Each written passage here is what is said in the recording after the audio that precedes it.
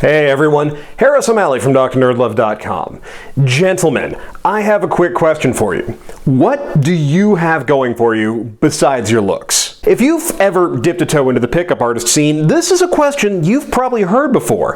It's what's known as a qualifier, something that you're supposed to ask women that gets them to justify why you should be interested in dating them. But it's not a question that we often ask ourselves, and honestly, for good reason. It's the old joke that you never know how boring you are until someone asks you what you do for fun. So guys, tell me, just with a quick show of hands, how many of you are afraid that you're, well, about as exciting as dry toast? Odds are that a lot of you feel that way, especially if you get on Instagram or Facebook and you see all the people you follow posting pictures of the adventures they're having, their amazing crafts or cosplays, the absurdly photogenic meals they're preparing, or all the cool people they hang out with. So you see all these people doing all these cool things and you end up with this feeling that you're kind of a loser because you're not doing those things. And honestly, not without reason. For a lot of people, the answer to what do you have going for you is, I don't know. They have no passion or purpose in life. They don't have something that they live for. They just exist. Their days are a repetitive cycle of get up, go to work, come home, go to bed, ending each day one step closer to the grave. See what happens? Y'all make a big deal out of how adorable he is, and suddenly he becomes a complete diva. So, before we do anything else, I want you to pause this episode and think about your life. Ask yourself, what are the things that you're passionate about? What is it that you love to do? What kind of meaning does it bring to your life? Now, I want you to write these things down and share them in the comments. Putting them out there can help motivate you to actually do something with them. This is all important because when someone is considering dating you, one of the first questions they ask themselves is, what would things be like with this person in my life? Is it going to be a life full of excitement and passion, or is it going to be coming home from work and just trying to fill the empty hours until sleep finally claims you? This is an important question because it's one that a lot of guys don't think about when they want to get better at dating. Your lifestyle is one of, if not the most important aspects of being attractive, and it's also one of the most misunderstood. See, when we talk about wanting to be more attractive to women, we tend to focus on the surface. We talk about how to dress, what to say, how to act. But that's just the polish, the sizzle, not the substance. Dressing in a custom three-piece suit and dropping bon mots like Oscar Wilde stumbling down a flight of stairs might get you attention, but it can't hold it. Not without actual meat behind it. That meat would be your lifestyle. What you do beyond just existing. What drives you? What motivates you? What do you bring to the table? Your lifestyle is the answer to what do you have going for you besides your looks. Of course, when we think about an attractive lifestyle, we tend to think about one that's all flash and style and money. We think about the flashy clothes, the cool jobs and fancy cars, or partying like a rock star with hot and cold running supermodels. Or we think about our friends whose entire lives seem to be focused on being Insta-ready at all times. That isn't what makes for an attractive or even appealing lifestyle. It's all surface at best, with no substance behind it. And half the time, it's not even real. Social media has taught us to value the appearance of an attractive lifestyle almost more than actually living your life. It's a lot easier to look like you're living the life that Jay Gatsby would envy than it is to actually live it. But hey, as long as other people think you party like a rock star, well, that's close enough, right? It seems like a great idea until you try to actually live it. Guys who focus on the surface, clothes, money, cars, flash, they're all trying to rely on the transitive property of cool. I have all of these cool things, so they must make me cool. But that's not how any of this works. To quote the sage, you're not your job, you're not your bank account, you're not your khakis. You are what you do. Your lifestyle is what you live for. It's your purpose, your passion. You only have so many hours on this earth, so how are you spending them? Are you grabbing life by the horns and wrestling into submission, or are you just letting it pass you by? Most people are just letting life pass them by and not realizing it until it's too late. Those moments of existential despair, the feeling of being the middle child of history, or the midlife crisis, all come because we live lives without direction, without meaning, or without passion. We give up our agency and our ability to control our day-to-day existence. We just let one day slip into another, letting it all melt into one giant blur where one day is indistinguishable from the next until we look up and realize that we've lived half of our lives with nothing meaningful to show for it. You don't want that to be you. I don't want that to be you. But more often than not, we have no idea how to fix that giant hole in our lives. So we try to fill it with stuff, as though going to the right parties, wearing the right clothes, having the right body, and dating the ideal woman would make us fulfilled. But it won't. It won't, because those are all distractions. At best, they're attempts to numb that emptiness. You're trying to hide the hole in your life by tossing a rug over it. But more stuff will never make you feel better. And for that matter, it's not stuff that makes somebody's lifestyle attractive.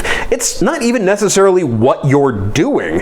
It's the emotion and the authenticity behind it. It's the passion, the meaning, the direction, the fulfillment it brings. Take Fight Club for an example. Yes, we're going to be talking about it again. Blame Chuck Palahniuk and Dave Fincher for making a movie that's shockingly still relevant. Part of why Tyler Durden is a compelling figure isn't because he has abs like whoa and a bunch of cool shit and lives a life that would make Hugh Hefner blush. He lives in a squalid fire trap that's less a house and more a bunch of termites holding hands, and the whole thing smells like piss.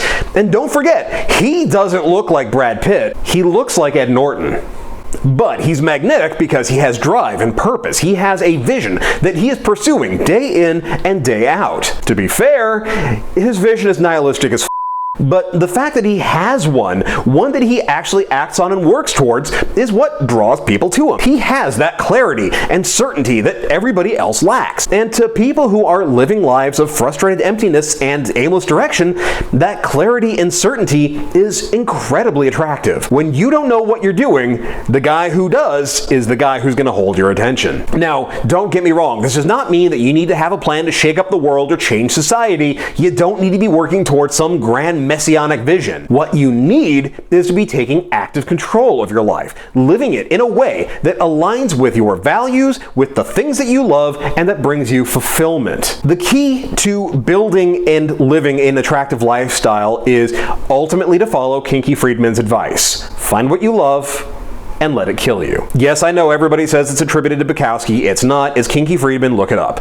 What can you do that lets you connect with your passion or your dreams in ways that let you be more than just a passive consumer? Do you love music? Do you love travel and exploring new places? Then, if so, how can you make that a core part of your life? Do you value your intellectual curiosity? Do you like learning new things? Then how can you incorporate that into the way that you live? Now, the answer to this is going to be different for everyone. You may love travel, but you may not have the money to go yet. But you can incorporate that passion into your life through study, through learning languages, reading literature from other nations, and putting money into a savings account so that you can finally afford to take that trip that you've been dying to go on. If you love music, then you may explore that love through going dancing, or you may love going to concerts and experiencing the thrill of seeing live music surrounded by people who are sharing that experience with you. Or you may decide that you want to play music yourself, even if you never intend to perform for an audience. Whatever it is that you love and that you value, explore the ways that you can pursue it, especially in ways that will put you together with other people who also love it. A lot of times, this will mean doing something new and getting out of your comfort zone. After all, you have to do things differently to get different results. That also means that this is your license to explore, to experience new and different things that maybe you've never given yourself permission to try. It can be, admittedly, a little scary, but it is so very worth it. Because this is what makes you more confident. This is what makes you more interesting. And this is what makes you much more attractive. But gentlemen, here is the thing. Part of why people have a hard time living their authentic passion is that they are too worried about it not being cool enough. This is a mistake, because it's not the activities that make your lifestyle attractive, it's your love of them. You are living your life in a way that is aligned with your core values and your most authentic self. If you are letting other people's ideas of cool get in the way of that, you are cutting yourself off from your own authenticity. Or worse, you're trying to live what you think is an attractive lifestyle, and instead all you're doing is creating a false front that is going to fall apart the first time someone even looks at it hard, because it is not who you actually are. You're trying to live somebody else's lifestyle, and all that this does is get in the way of your being your authentic, most attractive self. I mean, we spend a lot of time thinking that we want other people's lifestyles. It's really easy to say, hey, I would love to live life like Dan Bilzerian. Blizzard? But odds are you actually wouldn't. This isn't a judgment on him or on you. It's just about who you are as a person. It's not your personality. If it were, you'd already be living like him, granted on a greatly reduced budget and very different scale. But if you were the crazy partying guy, you'd probably already be living your life that way in one way or another. This is why your lifestyle needs to match who you are as a person, not who you think you should be. If you're an introvert, for example, then you're probably not going to want to be the club guy getting bottle service and partying every weekend. If you're more of a frat type, then the odds that you're going to be comfortable in the punk scene are pretty damn low. This is why your passion, your lifestyle, needs to be authentic to who you are. If you are trying to change yourself to fit somebody else's mold, then you're not following your passion. It won't be authentic, and it will feel like the lifestyle equivalent of shoving your feet into shoes that are too small. You may actually get them on, but they're gonna make you f***ing miserable. Cause hey, been there, done that, printed the t-shirt. I tried to be the crazy club guy, it didn't work. It wasn't aligned with who I am. And yeah, gentlemen, I know you're worried if your lifestyle isn't the right kind of cool, then you won't get the hottest of hot girls. But here's the secret, that's not true at all. What you'll be doing is making sure that you are meeting the right women. After all, it doesn't do you any good to meet women, no matter how hot they are, if you're fundamentally incompatible with them. Because I am sorry, opposites don't attract. That party girl may be jaw drop, wolf whistle, fist bite, but if your idea of an awesome weekend is hiking in the woods, the two of you are never gonna hook up. Your lifestyle is your filter. Living an attractive lifestyle means that you are going to draw people to you almost effortlessly. People who share your interests and your passion, and who are going to be attracted to that conviction and that drive that you have. People who think that your passion and lifestyle are dumb or uncool are people that you are just not compatible with. You two will not be able to connect on a fundamental level. By living your authentic lifestyle, you'll be filtering out the people who aren't right for you and drawing in the ones who are. So, do yourself a favor. Think about the things that you love, the dreams that you have, and how you can build them into your life in a way that will help connect you with other people. I mean, after all, if you want to find amazing women, you have to go where they are, and let's be real, they're not in your apartment. So ask yourself, what can you do to make your life have more meaning? What opportunities are you gonna start saying yes to? What new things will you explore, and what changes are you gonna make to your routine that will help you live your best, most authentic life, one that is filled with meaning and passion? The sooner that you find the answers to these questions, the sooner that you never have to worry about being boring again. You will be living an amazing, fulfilling, and attractive lifestyle, and you'll be meeting people who will be eager to be part of it. Hey, thanks for checking out my latest video.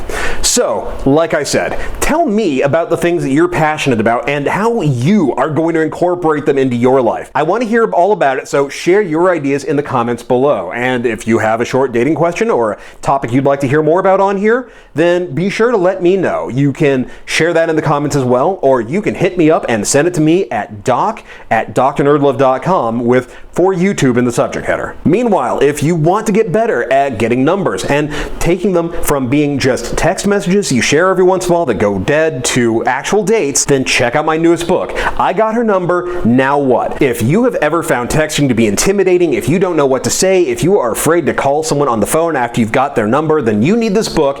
Check it out. It will turn texting into your sexy superpower. Links to buy it are in the show notes, so go check it out. And if you do check it out, then do me a huge favor and rate and review it on Amazon and Goodreads. Now, as always, if you're digging the series, then you already know what to do. Hit that thumbs up, let me know, share it with all your friends. If you are really enjoying these videos, I mean really enjoying them. If you feel like you're getting a lot out of it, if you're finding that it's really helping you, and you want to support the channel, then consider becoming a patron at patreon.com/DrNerdLove. I have just changed up all the reward tiers, so for just $3 a month, you get access to some amazing material, including patron-exclusive episodes and so much more. And as I always say, I can't do this without the support of my patrons, so whether you have just joined me or you've been a patron from the beginning, thank you all so very, very much. I can't do this without you, and your support means everything to me. Meanwhile, follow me on Twitter at @DrNerdLove. Keep up with the latest news by joining the Facebook page at facebook.com/DrNerdLove. And as always, hit that logo to subscribe, check out my other videos, and I will see you here next time with more about love, sex, and dating. Later.